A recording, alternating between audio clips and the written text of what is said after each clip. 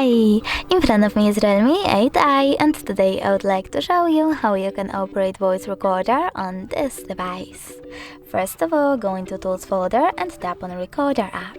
Now tap on this red button to start your recording and tap on while using the app or only this time. If you wish to pause your recording, you can do that by tapping on the same red button.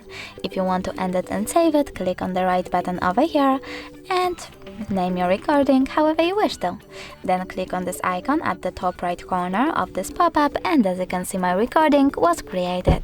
You can always get rid of it by holding it and tapping on this delete icon over here. Then confirm your choice by tapping on delete all recordings. Thanks so much for watching. If you enjoyed this video, don't forget to leave a like, comment and subscribe. Bye!